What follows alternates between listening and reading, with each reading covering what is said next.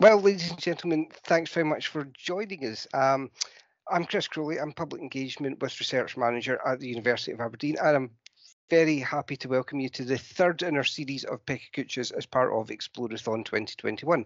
So we have a fantastic lineup tonight, a lot of speakers as well. So I won't delay us for long before we get to why we're here, but just want to say very quickly about Explorathon. So Explorathon is the Scottish celebration of European Researchers' Night. European Researchers' Night is European Commission funded. It is the largest public engagement with research event in Europe, possibly in the world. Certainly over 350 cities are taking part in this, always a series of events late September. So it's a great thing to be part of. And PechaKucha is also a great talk to be part of. So it's a talk style PechaKucha. It comes from a Japanese expression, which means chit chat. And in this, the speakers have 20 images and they have 20 seconds per image. So total of 6 minutes, 40 seconds, very precise format. The speakers don't have control over their slides. They move on automatically after 20 seconds. So it's a very fast-paced and visual form of talk. So anyway, without further ado, our first speaker this evening is Dr. Stephen Johnson. So Stephen works at the University of Glasgow, and tonight his presentation is Can Computers See in the Dark? Stephen, over to you. Can computers see in the dark? I'm Stephen Johnson from the School of Physics and Astronomy at the University of Glasgow, and I'm going to discuss this question. What do we mean by computers seeing things? And can we connect that to a way of sensing our environment so that a computer could see in the dark? I'm going to talk about artificial intelligence. What do we mean by a computer thinking and responding to what it's seeing around it? As an example, I'm going to talk about a few games to understand the different levels that exist within artificial intelligence.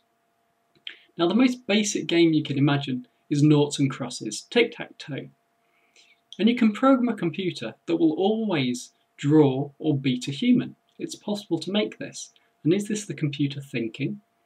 Is it responding to your inputs? And in a way it is. It's able to understand the game and respond to it. A much more complex game is chess. And in 1996, a computer called Deep Blue was the first computer to beat a world chess champion. This is Garry Kasparov playing Deep Blue. And he lost to the computer for the first time.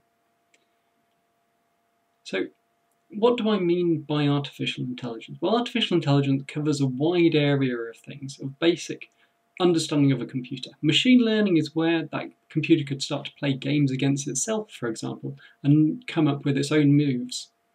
Deep learning is a level further, allowing the computer to think a bit more like a brain. It works by having lots of connections within the code, in the same way that your own brain works. You have lots of neurons within your brain, and when you're thinking about ideas, that's the neurons connecting up with each other and coming up with those thoughts. Another game I want to talk about is a game called Go.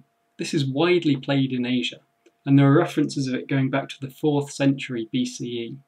And you have these black and white counters that are placed on the board, and it's about controlling the areas on the board. In 2015, a company called DeepMind created a program called AlphaGo, and this was the first program to beat a professional Go player, and it beat Lee Sedol, who is a Korean professional Go player. And this was the first time it ever happened because it's so much more of a complex game than chess. So I have a question for you. Have you seen this cat? And the answer is no. This isn't the picture of a cat. This is a picture a computer has invented. One of these convolutional neural networks was taught what cats look like. Some random data was put into that, and it produced these images. None of these pictures are pictures of cats. They've been created by a computer that just knows what a cat looks like. So is this thinking be able to create its own images without any actual understanding of what a real cat is? Slightly more concerningly, these aren't pictures of people. Again, a computer was programmed to know what people look like, and it was able to generate these pictures itself. So these don't actually exist in the real world. So what use is this sort of technology? Imagine an autonomous vehicle, a self-driving car. It moves around and it needs to see what's around it. It needs to sense cars and motorbikes and pedestrians and make sure it doesn't drive into them. And they've been quite successful so far in producing this technology, but could we make them safer? Imagine driving at night. You can only see as far as your headlights can see, or your headlights illuminate.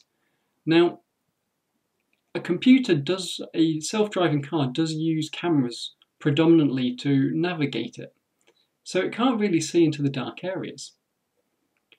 Now imagine you're driving down a country road and there is a deer at the side of the road. Would you be able to see it?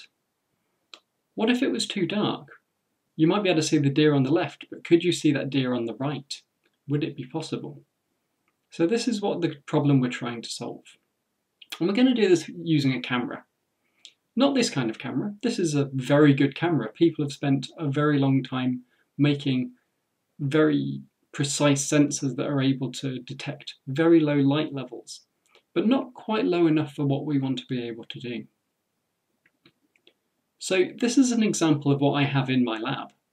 This is a quantum light source. So a photon is a single particle of light, and this produces pairs of photons that can be measured.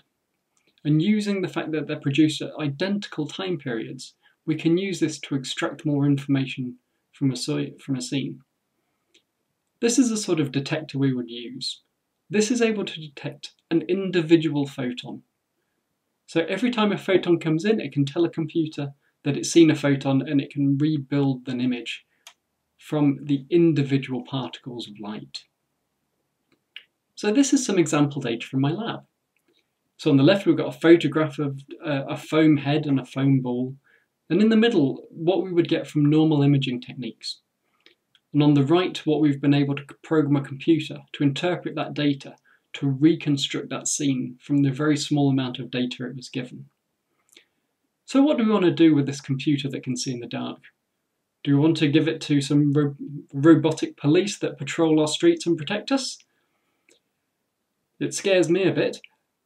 The engineering isn't quite there to build these yet, but hopefully this will go towards helping with autonomous vehicles, self-driving cars, and other search and rescue systems. So can computers see in the dark? Well, with the right sensor technology and the right computer program, it is possible. So yes, we're getting there. Well, Stephen, a fantastic start to our PechaKuchas for this evening. Thanks very much. So we move on now to Abbie Brewer. Abbie is a PhD student based at the University of Dundee, and her title for tonight is Removing Unwanted Lego Bricks. Abbie, take it away. Hi everyone. So my name is Abigail and I'm a second year PhD student at the University of Dundee.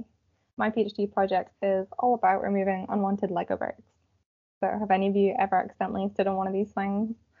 Let's just say that I hope this talk today is a much less painful experience for you than that. So I wanted to start by talking a little bit about an important lesson that my time in Dundee has recently taught me. If you'd asked me what came to mind when I think of Dundee any time up until about 2 weeks ago, I probably would have had images like these in my head. But 2 weeks ago, on a sunny day, after a busy day at work, my impression of Dundee was changed forever. So I was relaxing in a park, completely engrossed in my book, when I looked up to see a man sat about 5 meters away from me, and he'd brought a 15-foot boa constrictor with him. It was so close to me, absolutely the last thing I expected to see in a city park in Scotland. So yes, Dundee has definitely taught me to expect the unexpected. Now, speaking of the unexpected, and let's get on to the science, would you expect that I could tell you that there's one little event that happens inside our bodies that links all of these different diseases?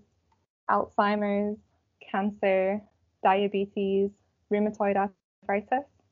Well, there is. And this little event is just one of many, many events that are happening within our cells at any moment that must all be coordinated. In fact, I often picture the insides of our cells to be in ordered chaos, kind of like this flight map, with so many things going on at once all over the place.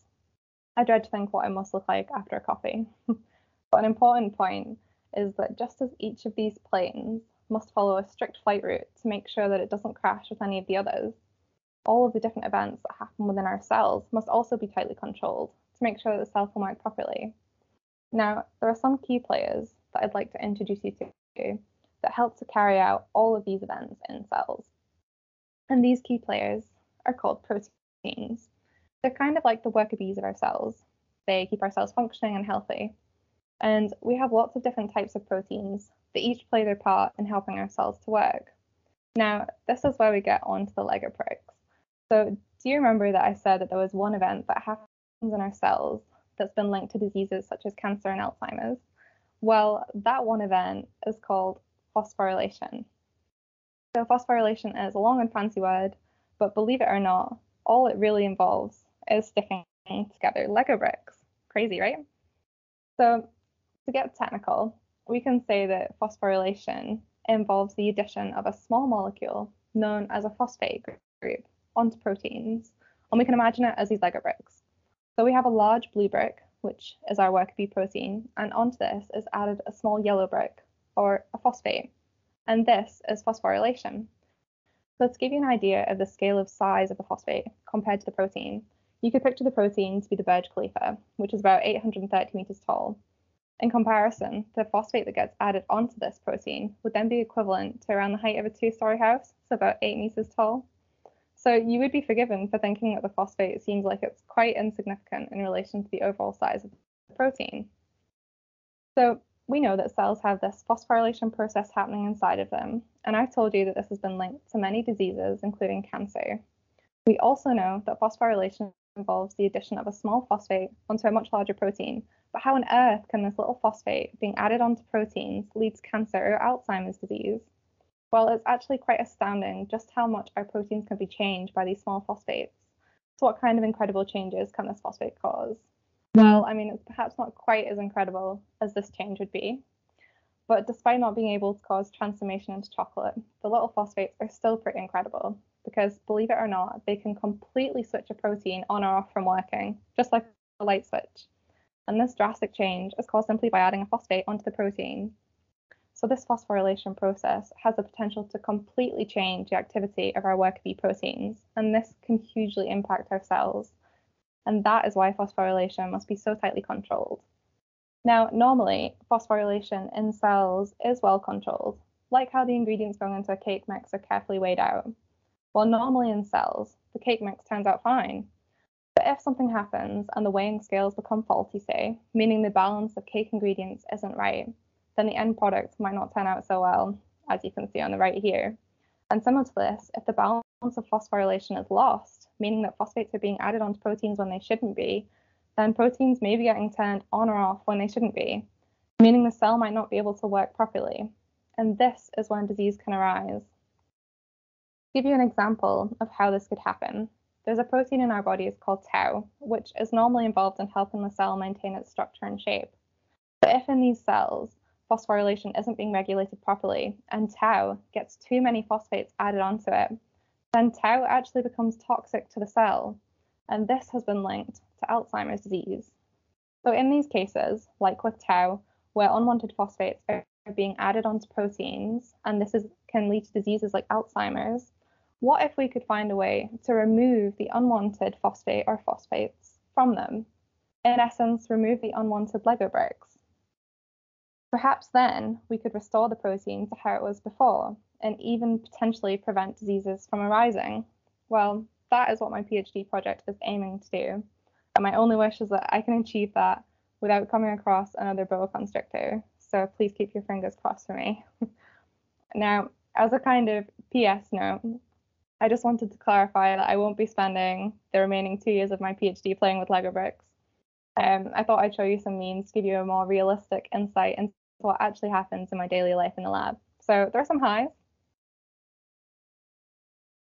and there are quite a lot of lows, but at least we have an amazing bakery that's just opened up 2 minutes away for days like these. So finally, I just wanted to take a moment to thank all the people who have helped sweeten my time in the lab so far. You see what I did there? With a special mention to my supervisor, Gopal Sapkota, and everyone in the Sapkota lab. Thank you also to my funding bodies and to the organisers for kindly inviting me to speak. And finally, I'd just like to thank you all very, very much for listening. So thanks very much, Abbie. That was great. So next, up is Dr. Gael Morrow from the University of Aberdeen. So Dr. Morrow's talk is entitled, What Happens When We Bleed? So over to you. Welcome to my PechaKucha talk, What Happens When We Bleed? My job is to investigate uncontrolled bleeding after injury. And this is the part where scientists usually tell you lots of scary statistics about how many people get diagnosed or die with the condition they study. But today, I don't need to do that, as I'm not asking you for money to fund my research. So why is our blood blurred? This is a question I commonly get asked, and here are some common answers. No, it's not iron brew, even in Scotland. It's not iron. It's actually this little molecule called hemoglobin. Hemoglobin is a protein found in red blood cells that carries oxygen around our body, giving it its red colour. So another common question, how do I know my blood type? Just like your hair or eye colour, your blood type is inherited from your parents. The letters A, B, or O and the rhesus factor, which is the plus or minus, represent the type of antigen found on the surface of your red blood cells. And this is important if you would ever need a transfusion in an emergency.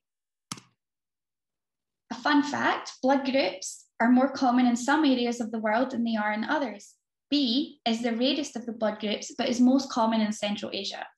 A is more common throughout the world, but it's found in pockets and small communities, such as in Northern Scandinavia or Aborigines in Australia. O is the most common around the whole world and has the highest frequency in South America. So back to what I do as a day job. Often scientists are pictured in the news or social media looking very glamorous and dressed in a white lab coat, measuring some very bright blue or yellow liquid or looking down a microscope. But in reality, our lab coats are not so white and we really pipette brightly coloured things. And we don't exactly make it easy for ourselves.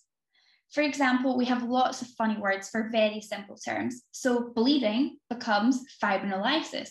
The balance between bleeding and clotting is hemostasis, and clotting becomes coagulation. Not to mention the clotting cascade, the pathway of molecules that form complexes or activate other molecules to trigger blood clotting. It's confusing because it uses Roman numerals to name the molecules involved, but to make it even more complicated, the molecules involved are not named in numerological order, i.e., as you can see, it starts with 12 or 7, ends in number 1, and goes up to number 13. So bleeding occurs when one of our blood vessels is damaged or breaks upon injury to a tissue. In a healthy individual suffering a minor injury, such as a paper cut, our body sends out instructions for the blood to clot. Those who have suffered a major injury, such as getting hit by a bus or falling out of a tree, the amount of bleeding outweighs the amount of clotting occurring. Therefore, we keep bleeding. So when bleeding outstrips clotting after a major injury, we can replace the blood lost by transfusion with blood products. There are lots of different blood products available, which will be given dependent on what your body needs to recover. So lots of different things. We've got red blood cells, which are given to improve oxygenation, platelets, which are tiny blood cells which clump together at the site of injury to stop bleeding, factor concentrates such as fibrinogen, the main clotting factor, to replace those that are at critical level, plasma, the yellow liquid that makes up 50% of a person's blood volume, and cryoprecipitate, which is made by freeze-thawing the plasma and is rich in clotting factors. So why is it important to study the mechanisms involved in bleeding? I'm going to talk to you through some examples where my research is focused. Some of them are very common and you'll have heard of them before. Others, maybe not. So some people are born with bleeding disorders, such as hemophilia. Hemophilia impairs the body's ability to produce blood clots, meaning patients bleed longer after injury, bruise easily, and have increased chance of bleeding. Those with severe disease experience spontaneous bleeding, often into the joints, which results in permanent damage. And there are two types, A and B, corresponding to different clotting factors that are missing. Often patients can present to clinic with no obvious reason for bleeding, and the routine tests carried out do not indicate any obvious reason. Now, we're able to refer the patient for next generation sequencing to allow a definitive genetic diagnosis by analysis of genes that are important in blood clot formation. Usually it's a unique mutation, and we spend time in the lab mimicking what occurs in the patient's body to try to understand how to best treat their bleeding disorder. Another common reason for bleeding is postpartum hemorrhage. This means bleeding during or after giving birth, usually due to complications during labour. In this situation, the mum may need to be taken to theatre or transfused with blood products to stop the bleeding. This is a problem in low-income countries where blood products are not readily available, and clinical trials of antifibrinolytic, anti-bleeding drugs are providing evidence for using these in postpartum hemorrhage. An example of an antifibrinolytic drug is tranexamic acid, or TXA, which can be taken orally via the mouth in the form of a pill, or is transfused into a vein. It is used to treat other types of bleeding, such as heavy periods, nosebleeds, tooth removals, and minor surgery. So some of you might have heard of it, or maybe even had it under the brand names of Cyclo-F and Femstro, which are available over the counter in pharmacies in the UK. Another example of a drug used to control clotting and bleeding is TPA, often referred to as the clot buster. It's the only drug licensed to treat stroke, and its use is limited due to its safety profile. It must be given 3 hours before the onset of stroke, otherwise it can cause harm to the patient. A final example of my research, of course, we have to mention COVID at some point. In severe cases of COVID-19, patients develop a respiratory symptom, with a contributing factor being deposition of blood clots in the lungs and vasculature. Molecules that regulate the bleeding cascade have also been shown to be altered in COVID-19. The clotbuster drug, TPA, that we just spoke about, is also being trialled for treatment of severe COVID cases. So how do we mimic this in the lab? We use blood samples from healthy volunteers or patients collected during a clinical trial. We then process them in the lab and use a range of specialized techniques to monitor clot formation and breakdown. An example of a commonly used technique is fluorescent microscopy, where we label molecules of interest in the blood sample with a fluorescent tag. We pipette the blood onto a slide like this, and it flows through the channel to mimic blood flow in the vasculature. We then view the distribution of the fluorescent molecules within the clot and get pretty images like this. So thank you for listening to my PechaKucha talk. I hope you enjoyed it and learned more about research and why it's important to advance medical treatment and patient care. These dancing platelets and red blood cells show my gratitude. Oh, thanks very much. Yes, indeed. So we move on again. As I say, it's quite breathless because there's a lot of presentations to get through tonight. So next up we have Dr. Anne-Marie Weijmans, who's based in the University of St Andrews. So Anne-Marie's title tonight is A Galaxy Tour Through the Universe. So Anne-Marie, over to you. Hello, my name is Anne-Marie Weijmans and I'm an astronomer at the University of St Andrews.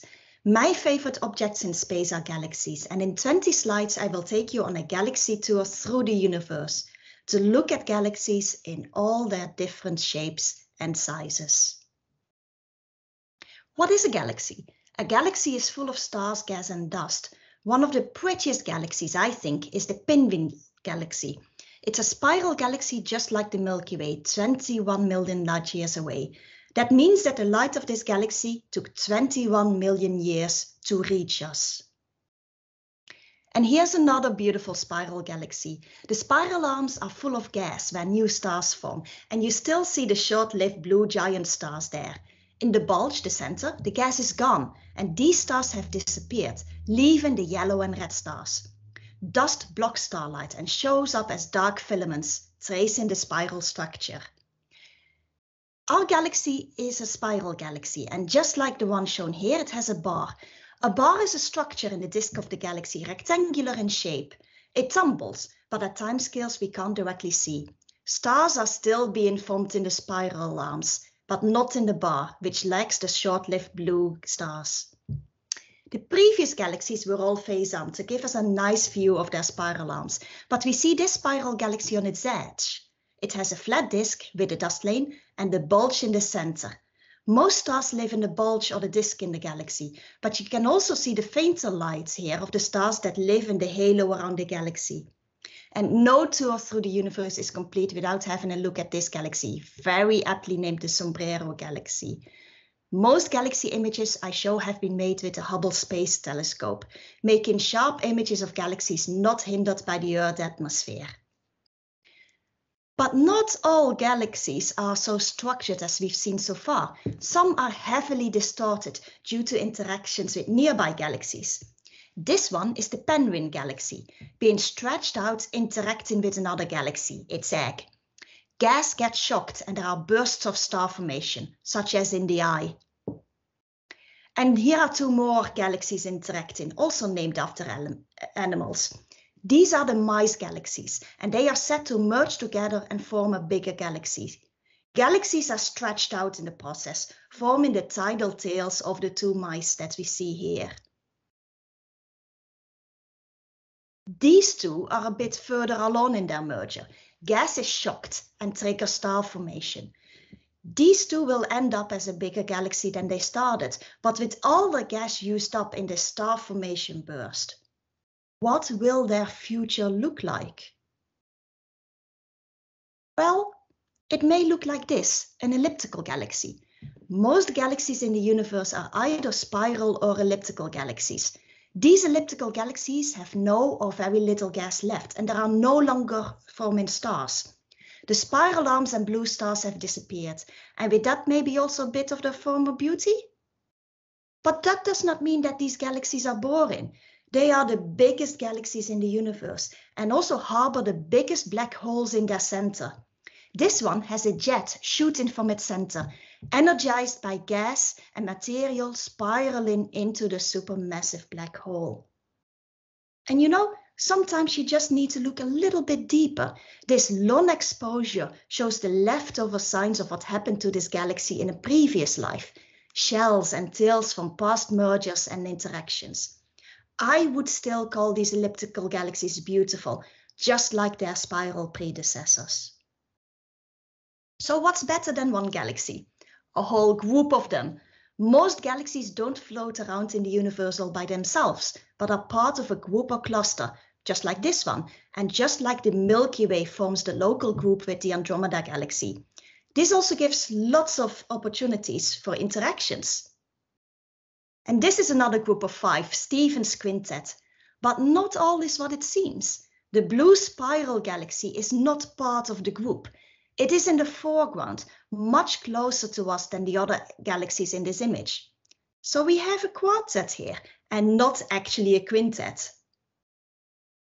And the biggest groups are called clusters of galaxies with hundreds of galaxy members. These clusters are so massive that they can bend light of galaxies in the background that are behind the cluster. Those arcs you see are actually galaxies more than 10 billion light years away, being lensed by the cluster. But clusters can be quite hostile environments for galaxies. This poor jellyfish galaxy is being stripped of its gas as it moves through the heart of a galaxy cluster. This is another way to lose your gas and turn from a spiral into an elliptical galaxy. So don't let the friendly face of this cluster deceive you. But with so many galaxies in clusters and so many clusters around, and then add in all the galaxies in groups and the singular galaxies in voids, how many galaxies are there around? Definitely more than you can count. An estimate is that there are 2 trillion galaxies out there. That is a 2 with 12 zeros. And to illustrate that, this piece of the sky is about 1/10 of the diameter of the full moon. And just in this Hubble Ultra Deep Field, there are more than 10,000 galaxies. Space is big, so let's end this tour closer to home with these 2 dwarf galaxies, the Magellanic Clouds, satellite galaxies of the Milky Way and only 160,000 light years away. You can see them in the night sky from the northern hemisphere. Just like other dwarf galaxies, they orbit the Milky Way and will someday merge with us. I hope you enjoyed this tour, and next time that you find yourself away from the city lights with a dark, clear sky, look up. You may see the Milky Way for yourself, and remember that all stars you can see are part of the same Milky Way galaxy as we are. Look up and enjoy the view. Right, thanks very much, Anne-Marie. That's fantastic. So next up from the University of Aberdeen is Dr. Riko Hatakeyama, and I hope I've pronounced that correctly, and apologies if I haven't. But Riko's talk tonight is, why do I study microbes? Because they tell us about us. So Great title. Riko, over to you. Hello, my name is Riko Hatakeyama. I am a lecturer at the University of Aberdeen. I study microbes, and today I will explain you why. Why do I study microbes? So I work with microbes such as yeast and mold. I love working with these microbes, but why? What's the reason that I work with these microbes? Because just they are cute? That's true for yeast, in my opinion. They are cute indeed. However, I'm less sure about molds. Or is it because they are useful? It is true, actually, because yeast is used for making bread or beer. And mold produces useful drugs such as penicillin. So by understanding yeast and mold, we may be able to improve the quality of our food and our drug. However, this is still not the biggest reason for me to study these microbes. The biggest reason for me is that by understanding these microbes, we can understand ourselves, human beings. But why? These microbes looks very different from human, right? However, actually, fungi, these microbes, fungi, including yeast and mold, are very close to us. So this tree shows how life evolved on this planet. And as you see, fungi are very close to animals, including human. And indeed, the structure of yeast is similar to the human body. So yeast is made of one structure called cell, which has smaller structures like mitochondria, ribosomes, or cytoplasms. And this structure is common in human, although there is a big difference. The number of cells is quite different because yeast is comprised of only one cell. However, human is made of 70 trillion cells. So the number is quite different. However, if you look at these individual cells, the structure of our cells is very similar to the structure of yeast cells or cells of mold. Today, I will show you one example how studying microbes, in particular, in this case, studying molds, allow us to understand our brain. This protein called lac protein, which I am studying. So in this picture, the position of lac protein is indicated with white signal.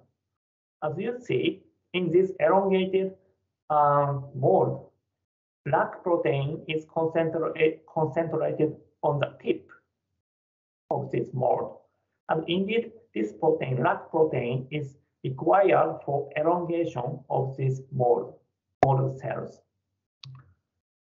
Then when you look at our brain is made of specialized cells called neurons. And when you visualize lac protein in neuronal cells, so in this picture, the lac protein is indicated as red spots. And you will notice that red spots are concentrated at where these neuron cells elongate. So the lac protein, the same protein which is needed for elongation of mold cells, is also required for elongation of our neurons. Because of that, if we understand how this lac protein works in mold, that significantly improves our understanding of how our neuron, how our brain is formed. So that is the biggest reason why I study microbes. I study microbes because studying microbes improves our understanding about ourselves, human beings. Today, I'd like you to take home with you one scientific jargon, which is model organisms. I guess many of you know that many scientists use mouse for biomedical research, but it's not only mouse that scientists use. We also use flies, worms, and microbes like this. It is because, and these organisms are called model organisms. We use model organisms because these organisms are simpler compared to human, and therefore it is often easier and quicker to work with them. For example, the generation time of yeast is 2 hours compared to 20 years or 30 years for in human. So you can imagine how easy and quick it is to work with yeast compared to working with human. Because of that, many scientists choose to use these model organisms, simpler organisms, to make new discoveries, and then later apply that knowledge in human and confirm if that discovery is also true in human. That's all from me. Thank you very much for listening. Fantastic, Riko. Thanks very much. So up next, we have Beth McCaw, who is a PhD student at the University of Aberdeen. And Beth's talk tonight is Epigenetics, an epic role in adaptation. Beth, take it away. Hello, everyone. My name is Beth, and I am a second-year East Bio PhD student based at the University of Aberdeen. And my project is looking at how epigenetics plays an important role in evolution and adaptation to environmental change, where I focus on an insect agricultural pest species, the sea beetle, shown on the right here. So climate change has been in the news a lot recently, and we've all experienced it firsthand. So my question to you is, how do you cope with the heat? Do you avoid it and seek shade, or do you just kind of power through and adapt your behavior according to the heat? For example, do you eat an ice cream? And this is what many species must do to survive. They must rapidly respond and adjust in order to survive the changing environments that are primarily caused by human activities. And they respond through adaptive and evolved responses. But this may mean that some species may survive, some may not, and some may survive so well that they invasively spread. And so this was in the news a couple of days ago, discussing how some species are responding to climate change. And this post was discussing how some Australian parrots have been increasing their beak sizes to help lose heat. But these responses don't always mean that the animals are coping with climate change. But of course, some species can cope really well. And this includes insects. So insects make up about 90% of the animal world, making them the biggest caste of them all. And some insect pest species in particular are really good at invading new niches and can spread out of their range due to their abilities to rapidly adapt to new environments, such as temperature. And so I'm interested in the underlying molecular mechanisms behind these responses and their abilities to adapt to environmental change, particularly those mechanisms that are environmentally sensitive, to determine whether they might actually help or hinder species adaptation to climate change. And one such mechanism that I am studying is epigenetics. So you might have heard of epigenetics in the context of twins being genetically identical but having different epigenomes, or by epigenetics being controlled by diet. And so this joke on the right here is saying that the way that epigenetics works, you may have good genes that are being expressed, but the environment can also still control that gene expression. And so you have your genome, which is comprised of all your genes, and the epigenome is on top of that. And that is comprised of these epigenetic chemical tags or chemical marks. And these tags can modify the genome, which can regulate gene expression without changing the underlying DNA sequence. And these modifications can be manipulated by the environment, which can influence gene expression and ultimately fitness. So if we take this insect, for example, and expose it to a higher temperature than what it usually experiences, This can cause a change to the epigenetic pattern on genes that are responding to the environmental change. And these changes could be the number of tags or the positions of the tags. And this can influence the expression levels of these genes. And with the changes of gene expression, this could allow the insect to physiologically cope with the increase in temperature by increasing its heat tolerance, for example. And so environmental control of epigenetics is therefore particularly important in ectotherms, such as insects, whose internal body temperatures are highly linked to the external environment. And so they need to rapidly adjust their thermally dependent performance and fitness traits in order to survive that changing environment. And so this leads to my main PhD research question, which is, how does epigenetics contribute to environmental adaptation in insect pest species? So I'm using the seed beetle as an insect pest model system to determine whether epigenetics may be underlying adaptation to new environments in insect pest species.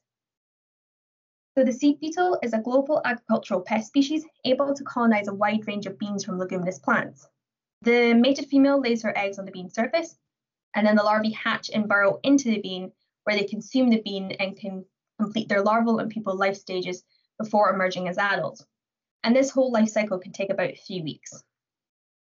The beetles that I work with, their ancestral bean type is the cowpea, but it's been shown that they can rapidly adapt to new environments, including new bean types such as this common pea bean type shown here. And because the larvae live inside the bean and can consume the bean, this drastically reduces the yields of the beans and can result in great financial loss. And so the worry is that with changes in climate and the global crop trade will facilitate in the spread of this insect pest species due to their abilities to rapidly adapt. And so my project is looking at how epigenetics may be underlying the beetle's ability and potentially other insect pest species adapt to environmental change. So to do this, I expose the beetles to new temperature and bean type environments and allow the beetles time to respond to that environmental change. I also treat them with drugs that manipulate their epigenetics. So by causing the epigenetics to not work properly, we can see its impact on the beetle's ability to adapt and therefore determine how epigenetics can be helping adaptation. I then carry out molecular analysis on the beetles to identify genes that are responding to the new environment and may therefore be important for adaptation. I then look at the epigenetic patterns of these genes to see if there is that correlation of epigenetic control of expression of genes involved in responding to the environment. I'm also measuring changes in traits that reflect the beetles adapting to their new environments. For example, if the beetles are exposed to a new bean type, then there may be a change in reproductive traits, such as offspring survival. So by looking at these 3 components, I can create an overall picture of how the beetles are adapting to environmental change. And so why am I studying epigenetics? Well, I've seen so many papers looking at species responses to environmental change, and there's always a little bit in the discussion that says likely controlled by epigenetics, and then they suggest for future studies to research it. Well, I'm one of those researchers and I'm looking into it. So thank you very much. Special thanks goes out to my supervisors, Leslie and Tyler, and to my research team for their support, in particular to Aoife Leonard and to Ellie Tola. So I'm happy to answer any questions. If anybody has any questions, feel free to email me or you can follow me on Twitter. Thank you very much. Beth, thanks very much. That was fantastic. So next we've got Dr. David Kothamasi, who is a Marie Curie Research Fellow based at the University of Strathclyde. And it's particularly good to have a Marie Curie Research Fellow as part of Explorathon because it is funded by the European Commission as part of the Marie Sklodowska-Curie actions. So it's great to have you with us tonight, David. And David's presentation title tonight is Agricultural Microbial Resources, the Dilemma of Sharing. So David, over to you. As one of the last commercially unexploited agricultural frontiers, microbes have emerged in the global research agenda as a low input way to increase agricultural productivity and crop yields. The potential for microbes to increase nutrient availability, enhance crop growth, increase decomposition of organic matter, and protect against pathogens and pests has garnered the attention of both large and small producers. Microbes represent an enormous untapped pool for genetic and biochemical diversity for bioprospecting. And the functional benefits of agricultural microbes makes them attractive targets for patenting. Microorganisms are an increasingly important source of innovation for global agricultural systems. So, should farmers benefit from the commercialization of microbes isolated from their fields? Microbial selection processes are roughly analogous to the evolution and development of crop varieties driven by farmers as a result of years of selection. Although a legal framework to recognize farmers' contributions to crop genetic resources is currently in development, no such framework exists to recognize farmers' contribution to the development of microbial germplasm. This is illustrated in this figure. A farmer selects a plant variety based on its traits. And because he has selected this plant consciously by identifying traits, his contribution is recognized and farmers' rights are given to him wherein he can claim benefits or a share in the benefits that arise from these plants. But when he's selecting these plants, he's unconsciously also selecting the microbes associated with the plants, with these plants in their rhizospheres. These microbes also give benefits to the plant in terms of nutrient uptake or protection from pathogens and so on and so forth. But since these microbes are selected unconsciously, it's an unconscious process as far as the farmer is concerned, no rights are recognized for the farmers in case a beneficial microbe is isolated from these soils. There is currently no international instrument to grant intellectual property rights to communities for their knowledge or development of microbes. And this is because it is difficult to identify the microbe's origin, and as a result, bioprospectors are more likely to avoid benefit sharing costs with microorganisms than with crop organisms. The biggest dangers of the current patenting trend is resource underutilization due to the development of an anti-commons granting exclusive patent rights to one party. So how can profits arising from microbial resources be shared equitably?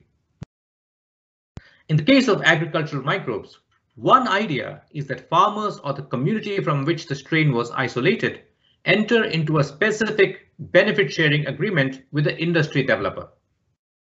However, asymmetries of information and power can make it difficult for communities to negotiate equitable benefit sharing. A further complication is that the CBD was formulated with recognition that microbial genetic resources need special consideration, but no specific recommendations have been made for benefit sharing regimes. Because TRIPS does not require patent applications to be compliant with CBD principles, I must mention CBD here stands for the Convention on Biological Diversity, and TRIPS is the trade-related aspects of intellectual property rights. So therefore, prior informed consent from communities of origin and proof that benefits are fairly and equitably shared are not required. On the other end of the benefit sharing continuum, some have called for the creation of a global microbial commons based on intergovernmental recognition. A virtual common pool of agricultural microbes with pre-agreed terms and conditions has been proposed to create an open network of microbial collections operating on consistent legal terms. This approach would bring the microbial commons closer in line with the legal frameworks developed for plant genetic resource collections. This chart briefly presents or it summarizes the similarities and differences between global commons, global crop commons and global microbial commons. I will not read out each of the content. You could pause and have a look at it in detail when you have more time. A third solution, which falls between direct pharma and/or community profit sharing and a global microbial commons, is a state-administered system that collects revenues from microbial commercialization and steers it toward programs benefiting agricultural communities. Nevertheless, there are dangers in concentrating ownership rights in the state, and this approach does not guarantee equal access for all. In some cases, state monopoly has facilitated the transfer of resources to private enterprises at a cost to the general public. State programs should include transparent benefit-sharing regimes focused on specific public investment. In the case of agricultural microbes, the most appropriate beneficiaries are agricultural development schemes in the communities of origin. Should farmers or communities have rights to the microbial resources derived from their fields? There is no clear answer, but the question is becoming more and more important as investment in agricultural microbial technology increases. At the very least, the concept of farmers' rights, originally developed to recognize farmers' contributions to crop germplasm development, should be extended to acknowledge the farmer's role in the development of agricultural microbes. The implication is that farmers should benefit directly or indirectly from any bioprospecting for profits derived from agricultural microbes.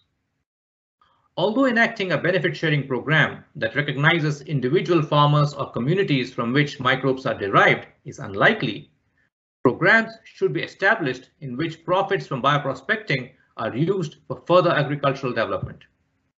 The key objective is to facilitate rapid, regular, and low-cost exchanges of microbial resources for use in research and breeding. IPR laws are effective, but to be legitimate, they must be adapted to diverse situations. Thank you for your time. Thanks very much, David. That was fantastic. So next up, we've got Dr. Sadaf Ashraf, who's based at the University of Aberdeen. So Sadaf tonight is going to talk about aging, osteoarthritis and joint pain. So Sadaf, take it away. Hi everyone. My name is Sadaf and I'm a research scientist at the Arthritis and Regenerative Medicine Laboratory at the University of Aberdeen. Today I'm going to talk about aging, osteoarthritis and joint pain. Osteoarthritis is the most common joint disorder in the world and one of the major sources of pain and disability in the elderly. Osteoarthritis affects all weight-bearing joints in the body, including the knee joint. It damages all tissues within the joint, including the cartilage, the bone, and the synovium. The two main symptoms of osteoarthritis are joint swelling or inflammation and chronic pain. Pain can occur as a result of changes within the joint itself or how this feeling of pain is processed through the dorsal root ganglia, spinal cord, and the brain. Osteoarthritis is a classic age-related disorder, but it is not a consequence of growing old. Aging increases the susceptibility to osteoarthritis, but alone does not cause it. Alongside aging, other main risk factors for osteoarthritis include obesity, genetics, injury to the joint, various other anatomical abnormalities, and joint pain or the feeling of pain is enhanced by anxiety and depression. Current treatments for osteoarthritis, while there are many, they focus on symptomatic relief, i.e., they focus on reducing the joint swelling or joint inflammation and controlling or subduing pain. Unfortunately, whilst we have many treatments for osteoarthritis, they are not without their side effects, and nor do they halt the progression of the disease or promote joint repair. Unfortunately, in some people, even following joint replacement surgery, they still experience joint pain. So the question arises, why is that?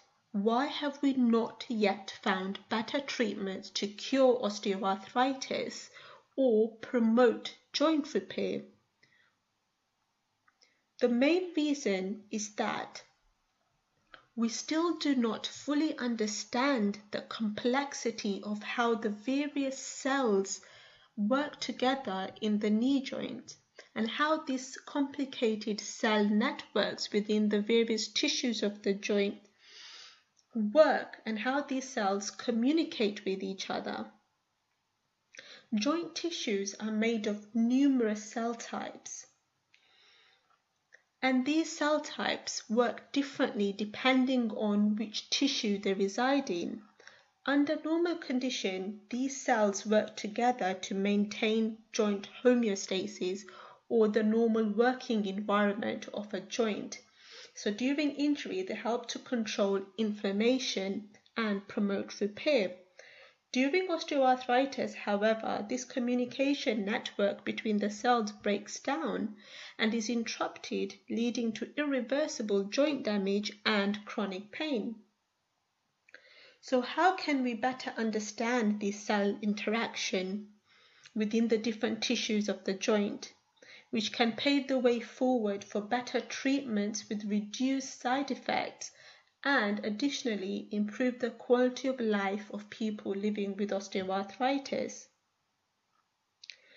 In the laboratory, we use many different methods to understand osteoarthritis and the disease process, both how it's initiated, how it progresses, and how we can control it.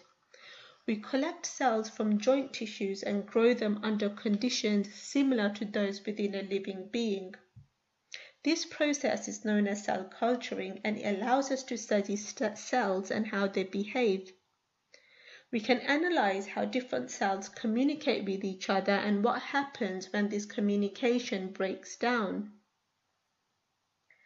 We can grow cells in a single monolayer on petri dishes and assess how they change during disease by stimulating these cells with known factors which are involved in the progression of osteoarthritis. In addition to growing cells in a single monolayer, we can also grow various cell types in 3D organoids, which closely resemble the natural environment within a body. These 3D organoids enable us to understand the cell networks within the different tissues in the joint. Combined with the cell-based studies, we also assess changes in tissue samples obtained from joint biopsies to obtain a full picture of how osteoarthritis may be initiated, how it's maintained, and how we can better treat it. These different methods will no doubt enable us to gain a better understanding of cell interaction within different tissues in the joint and pave the way forward for better treatments, which will not only reduce the symptoms associated with osteoarthritis, such as joint inflammation and pain, but these treatments will have reduced side effects, halt disease progression, and promote joint repair. Ultimately, conducting these new studies will improve the quality of life of people living with osteoarthritis, because remember, osteoarthritis is an age-related disorder, but it is not a consequence of growing old. Thank you for listening. Thanks very much. That was fantastic. So next up we have Emma Hobbs. Emma is a PhD student based at the University of St Andrews. So Emma's talk title tonight is "What Happened to Biofuels?" Emma, over to you. Hi, I'm Emma. I'm a third year bioinformatics and biochemistry PhD student at the University of St Andrews, the University of Strathclyde, and the James Hutt Institute. Now, growing up in the 90s and noughties, we were always studying climate change at school, and it was a newly trending subject for the media, so I was brought up on promises of planet-saving technologies yet to come. Having completed my degree in biochemistry at the University of Surrey, which included a year working at GSK in protein engineering, I knew that with my insatiable curiosity, my next challenge was going to be achieving a PhD. I was heavily drawn to PhD projects in green technologies, which is why, in order to achieve my PhD, I'm conducting research in biofuel production. Now, the term biofuel may ring bells about promises of a bright and green future, and yet today, any of us are lucky enough to get our hands on petrol or diesel that is 5 or even 10% biofuel. So what happened to these planet-saving fuels of the future? Well, biofuels are partly missold to us. They are not fuels of the future, they're the fuels of our ancestors. The first diesel engines ran off pure biofuel made from peanut oil. The infamous Ford Model T, which turned us all into alleged fossil fuel burning petrol heads, ran off pure biofuel until it ceased production in 1927. So why did we switch to environmentally catastrophic fossil fuels? Money, to put it simply. It became far cheaper to run our transport system using processed fossil fuels than biofuels, and at the same time we were using food crops to make biofuels, and funnily enough we wanted food crops for our food. As a result, fossil fuels like petrol and diesel took over. That was until the 1970s and the oil crisis, which, if you've forgotten or weren't around, was when the Western world faced extreme shortages of oil. The cost of fuel and consequently all goods skyrocketed. Public and government interest in transport that ran off plants was rejuvenated and has continued to grow via increasing understanding of climate change. Now, to make biofuels and reduce our greenhouse gas emissions, we break down plant waste, also known as biomass, into large complex sugars. We then break down these large sugars into smaller, simpler sugars, which we then process into biofuel, such as fermenting it into bioethanol, which replaces conventional petrol. To address concerns of using food crops for biofuel production, today we use waste biomass, and this is any waste biomass. We use waste biomass from agriculture, forestry, industry, businesses and residences, which typically comes in the form of leftover food, like those greens you left on your dinner plate last night. However, we still have a problem. We are amazing at processing simple sugars into useful products. Seeing as we've been brewing alcohol since 4000 BC, we've had a lot of time to practice. But we can't break down plants into simple sugars efficiently enough to make biofuel production cost effective, so biofuels struggle to compete economically with fossil fuels. What's the solution? Well, it's fungi that cause disease in plants. These guys release proteins that act like little Pac-Mans that really efficiently break down plants into simple sugars, which the fungi then consumes for food. But we could use these proteins to solve our biofuel production issues. But this raises another question. How do we find these planet-saving proteins? Sadly, it isn't as simple as Googling it or looking in one of the many online protein databases, because for the vast majority of proteins we know exist, we don't know what they do. But similar to when learning a new language, we look for words in the new language that are similar to words in our own to infer meaning. We can compare protein sequences to predict their function. Like how beads make up a necklace, amino acids make up proteins. By comparing the amino acid sequence of proteins from fungi to the amino acid sequence of proteins I know degrade plants, I have found over 18,000 proteins which potentially degrade plants into sugars and we could use for biofuel production. But potentially is the key word. The method's not infallible. In the exactly same way that words can look alike but have different meanings, such as bought meaning to buy and brought meaning to bring. Proteins can have similar sequences, but different functions, and even with prediction accuracies of over 80 or over 90%, the only way to know the truth is to test them in the lab. This involves growing cells in the lab to produce the protein, then screen the protein against various plant sugars to firstly see if the protein will degrade the sugar, and secondly, how efficiently the protein degrades the sugar, because we are only interested in using the most efficient proteins in order to make biofuel production economically sustainable. But I'm not stopping there. I'm firing X-rays at these proteins and recording how the X-rays bounce off to determine the protein structure and identify the specific region of the protein that degrades plants into sugars. I will then modify these protein regions with the aim to make these proteins even better at breaking down plants for biofuel production. Why does it even matter if we're all going to use electric cars soon? Well, will we all? Over 1/3 of Europe's electricity is not from renewable or even nuclear resources, so how environmentally friendly are they? What happens if you live in an area with a lot of power cuts? Or like me, you have on-street parking and it's hard enough to find a free parking space as is, let alone one with a charging point as well. Electric trains have similar limitations. Firstly, someone has to be willing to pay the very large bill for laying down electric cable. Secondly, despite us trying to save the planet with electric trains, trees can frequently decide to thwart our plans and take out the power lines, especially in very remote and forest areas, which are endemic across Europe. This is why Arriva, one of Europe's largest transport service providers, is developing trains which run entirely off biodiesel, produced from vegetable oil. These trains will use electric batteries which are recharged while the train is braking in order to provide electricity to the train carriages. These veggie-eating trains will be deployed in 2025, but trains aren't having all the fun.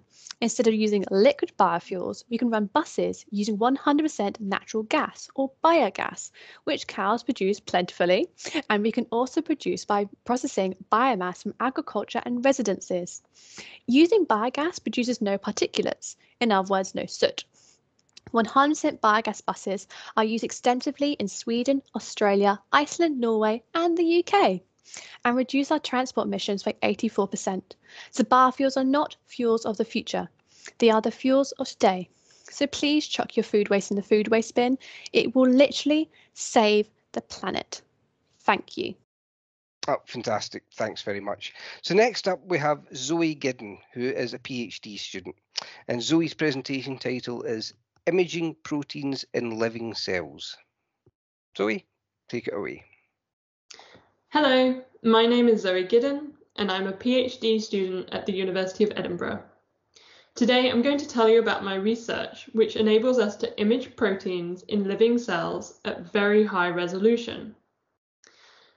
So what are proteins? Well, they are often likened to beads on a string.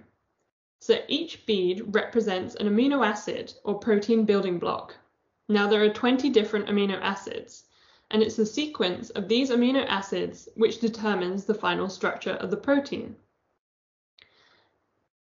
So despite the fact that there's only 20 different amino acids, proteins are a huge family of molecules that come in a wide range of shapes and sizes, as illustrated here in these structural cartoons by David Goodsell. Their shape is often very important for the role that they carry out in the cell. So what do? Well, they are responsible for almost all processes in living organisms. And because they are so important, scientists want to watch what they're doing in real time in living cells. But the problem is they are very, very small, and they're also not colored like they were in the cartoon that we just saw. Luckily, scientists found this naturally fluorescent protein called GFP in a species of jellyfish in the 60s. In the 90s, they realized that they could attach this fluorescent protein to any protein they wanted to study in any type of cell and make it visible. Now today, we're even more lucky in that we have many fluorescent proteins available to use in a wide range of colors, all the way from blue through to red. So we don't just have to look at everything in green anymore. It also means that we can look at multiple proteins at once by labeling them with different colors. But for now, let's keep it simple and stick to one color. So what we do is we give the cells instructions on how to make the protein, but with a fluorescent protein attached. Basically just which amino acids to add and in what order. I usually do this in yeast, the same type of yeast that is used to make all the good things in life, like bread, wine, and beer. And then I take the cells to the microscope. At the microscope, we sit in a dark room and we get to play with lasers. So we use the lasers to activate the fluorescent proteins or make them glow. And different colored lasers are used to activate different fluorescent proteins. For example, green fluorescent protein is excited by the blue colored laser in this image. So that's it, right? Problem solved. We attach a fluorescent protein to the protein we want to look at, and we just take it to the microscope, and away we go. Unfortunately, to look at proteins, it's not quite as simple as that. Just attaching your fluorescent protein to a protein of interest has a few issues.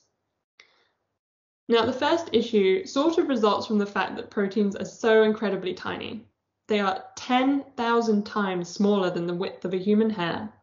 And because they're so small, a property of light which we don't usually notice, but causes light to spread out as it passes through a microscope, affects the quality of the images we take of them. So if we're looking at a fluorescently labeled protein structure, and we activate it with laser light. We collect all the light from the fluorescent proteins that they're glowing at once, and the blurring effect means that we can't see the individual proteins that make up the structure underneath, and we lose a lot of detail. So here's an example of what we see when looking at a yeast with a protein which forms a collar when the yeast cell divides into two is fluorescently labeled. We can see that there are two rings of the labeled protein, but we can't see much more detail than that. However, there's probably hundreds of proteins making up this structure. To overcome this, we use a technique called super resolution microscopy. I know, fancy term, but bear with me.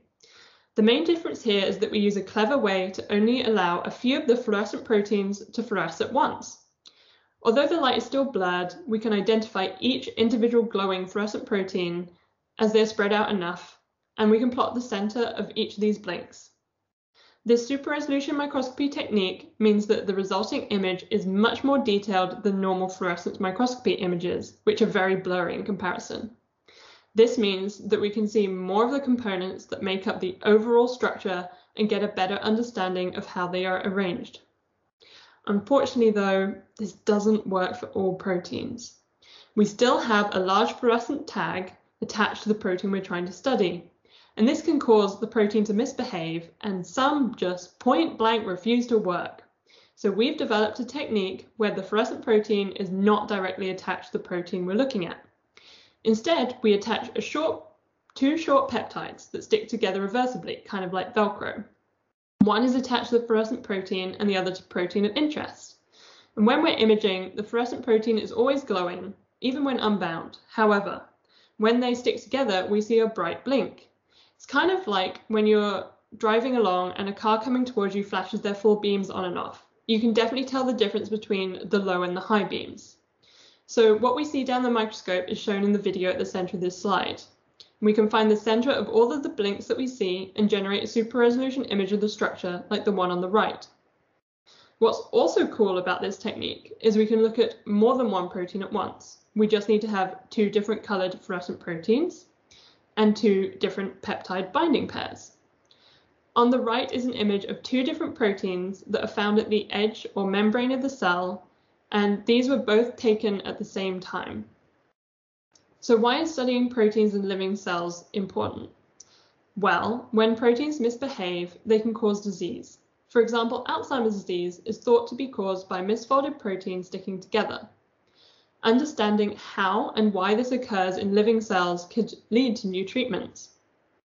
Lastly, I just want to say that science really is a team effort. So here's a picture of my lab mates, the Edinburgh Single Molecule Biophysics group and the Reading group, and also to prove that we do escape from the lab from time to time. So thank you all for listening, and I hope you enjoyed learning about my research today. Thanks very much, Zoe. So next we have Lola Castle-Sanchez, who's based at Robert Gordon's University, and her presentation title tonight is Approaching Workforce Diversity in Aged Care Homes. So, take it away.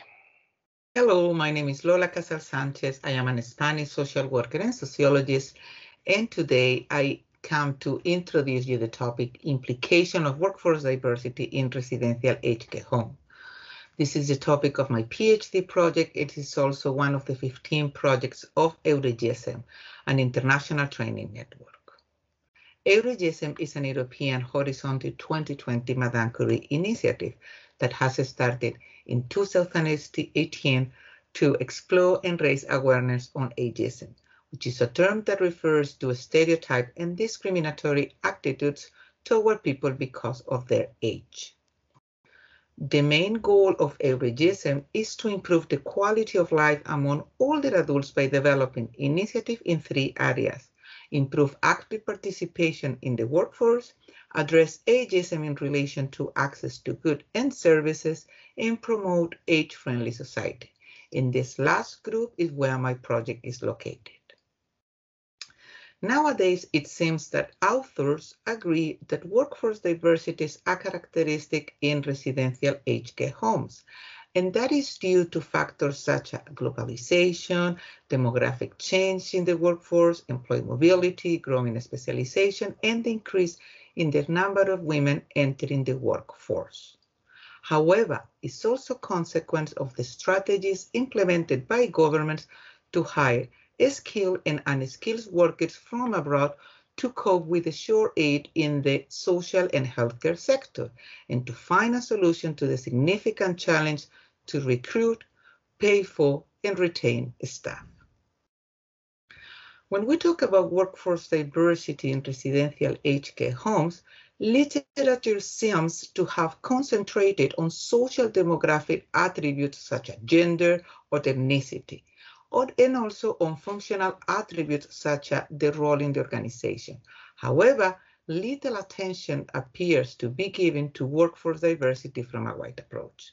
This is a gap worthy of attention because, as Vertovec said, we live in a super diversity society. We live in contexts where individuals are in constant interconnection and exchange. Therefore, cultural groups must not be seen as static or uniform. Super diversity societies require to consider very seriously the diversity and dynamics that exist with and within culture, because among cultural groups there are different generations who interact among themselves, but also with other generations or of other cultural groups. Therefore, approaching the implication of workforce diversity is more than learning about one religious or one ethnicity, because among one cultural group, there are different dynamics and diverse subgroups that might have different understanding on what is caring or what working in team means. And these different dynamics seem to have implications regarding the effective collaboration between care workers at aged care homes, because care duties are usually done in teams. So workers with different cultural backgrounds may have different views regarding nursing or belief about what social justice of privacy is. Also, different understandings in care approaches and norms around aging might generate misunderstandings that might lead to task conflicts among care workers, but also might impact on the development of care relationships and consequently delivery quality care. All of this might lead to what is known as ethnographic health care, that is the assumption and feeling that the norms, values, and customs of one's group is superior to others. It happens when a healthcare provider imposes their own cultural values on their patients, which impacts on how patients experience health and care. In this regard, literature suggests that approaching workforce diversity might be done from the potential that diversity has to generate cultural competence for the organization, which is a central mechanism to achieve personal-centered care in residential aged care homes. However, besides the evidence found about the implication of workforce diversity in residential aged care home, as well as the possible impact on the team performance and on the deliverability of quality, little attention has been given to workforce diversity, specifically in residential aged care homes. So that is something that needs to be explored. This is a conclusion that authors such as Kim or Mor Barca have achieved, and it's also a conclusion that, that we achieved in a scoping literature review conducted this year by a student and me at Fontys University in the Netherlands. The scoping literature review aimed to approach management in workforce diversity in residential aged care homes. The scoping literature review was conducted for 4 months, 3 databases and 21 articles were identified, and any of them talk about what kind of management theory, management approach, or management strategies they follow. So although it seems to be an agreement on the benefit of workforce diversity, it seems challenging to find good practices of good theories or approaches when we talk about residential aged care homes, something that doesn't happen in other professional areas such as consultancy, communication, or even in hospitals. Therefore, considering what was mentioned before and that mobility and migration flows are expected to continue, as well as the increase in demand for aged care homes because of aging population, it seems essential to increase our knowledge on how care homes can maximize on the use of the skill set of their staff. This knowledge will best help diverse residents who live in diverse societies. It will also assist to improve services and will benefit the development of the care relationship between care workers and residents, but also between care workers themselves. All of these elements will assist to improve the quality of life of older people, which has been mentioned before as the main goal of any ageism program. So, because as Sloan said, diversity might be the hardest thing for a society to live with, and perhaps the most dangerous thing for a society to be without. Well, Lola, thanks very much for that. It was a fantastic presentation. So our last PechaKucha of tonight is from two PhD students, two doctoral candidates who are doing their research at SRUC, the Scottish Rural University College, and that's Andre Putura and Emiliano Videla. So Andre and Emiliano are working on the Marie Sklodowska-Curie Actions funded chicken stress project. So Andre and Emiliano, over to you. So, good morning, good afternoon, and good evening. My name is Andre Putura, and in collaboration with my colleague Emiliano Videla, we'll be presenting our present PhD work on laying hens. I'll be going first, looking at changes in sleep in laying hens. And believe me, the irony of a perpetually exhausted PhD student talking to you about sleep is not lost on me. Stress! You're stressed. I'm stressed right now recording this presentation, but what stress exactly is a little bit difficult to define. What we do know for sure is that small amounts of stress can be beneficial, at least evolutionarily speaking, but lots of stress over longer stretches of time are incredibly detrimental not only to ourselves, but to our fellow animals. Jeez, this is stressful. While I can sit here and complain about being stressed all day long, laying hens don't have that same luxury, and stress can wreak havoc on their body systems. Therefore, it's up to us to ensure that stress is kept as low as possible and thus make their welfare as high as possible by developing tools to study this. So, I'm sure a few of you have already fallen asleep by now, but for those of you that are still awake, let me explain a little bit about what sleep is. Basically, we don't know. What we do know is that being stressed out makes for a really bad night's sleep. Therefore, we can use sleep to determine if an animal is stressed. So, aside from complaining about it and drinking way too much coffee, how can we actually measure stress and sleep? Well, I combined physiology and behavior by using special devices that measure brain waves and recording the sleeping chickens using infrared cameras. In order to study the links between stress and sleep, I designed a couple of experiments. The first experiment established a baseline for sleep using brain waves and infrared cameras while also looking at the effects of mild stressors on sleep. These stressors included traffic noise, wind, and light. My second experiment expanded on the first one, but was a little bit more intensive in terms of the stressors applied, as these were done for an entire 24-hour period. These stressors included taking away their food for a day, increasing the temperature in the room to 28 degrees, and simulating foot pain. So, what am I doing right now? Well, currently, I'm sifting through over 2.9 million brainwave data points and watching over 2,700 hours of sleeping chicken videos, all to prepare for my visit to this place, which is the Max Planck Institute for Ornithology in Germany. So, what does the future hold for me? Well, currently I'm designing a third experiment using my previous findings to determine if laying hens have a preference for housing type. I'll be comparing floor pens as a substitute for barns and enriched cages, two of the most common means of keeping chickens today. So I don't have too many outcomes to talk about today, but I can talk about my goals. My main goal is to find a behavioral correlate of sleep that can then be used to identify when laying hens are stressed out. I then want to see if I can turn these findings into a tool that can be readily used in agriculture. And furthermore, it might be possible to expand these findings to other animals. So what about stress and genetics? Stress can have profound effects on the DNA, switching on or off particular genes depending on the stressor.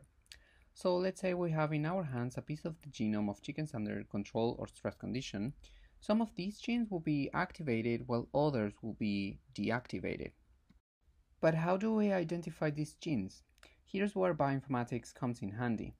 It is a branch of biology that uses statistical tools to identify, in our case, highly important genes related to a stressor. It is as we were screening the previously identified genes and selecting those that are very, very important. However, the final set of genes can be a little bit extensive, and also these genes can be related to many different processes or many different systems within the physiology of chickens. So they could be related to immunity, some other genes might be related to the nervous system, and some other genes might be related to, for example, hormones. What is the idea then? As a further way to explore my biological system, I will be using some mathematical tools. Yeah, I know, maths. But the catch is that they will allow me to reduce this extensive set of genes to a smaller set of genes. Our friend here heard math and he's about to tear. This mathematical tool has a fancy name. They are called Bayesian networks, and they display relationships and interactions between not only our genes, but we can also include our stress condition and see if we're getting some interesting connections between the genes and this condition. Where I am nowadays? I am currently exploring publicly available databases, taking the advantage that researchers publish their data they collect. The data are related to chickens and stress, and the idea is to combine different datasets into one larger dataset. But there's always a catch. I have been facing some challenges, especially because I'll deal with complex experimental design involving this current number of chickens per experiment, different tissues such as brain, heart, or breast, and finally different technologies that are in charge of measuring the gene expression. Let's talk about outcomes. The idea in the short term is that a small set of genes in close association with the stress condition can be used to classify chickens. So imagine you have a chicken and you don't know the environmental condition where it grew up in, so you can measure these genes and say in this case that this chick grew up in a control condition.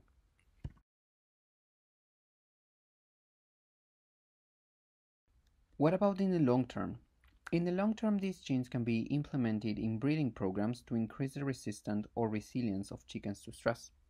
So if we were to scan a set of chicks and they have at least one of these characteristics, we can put the effort to increase the generations of chicks resistant or resilient to stress.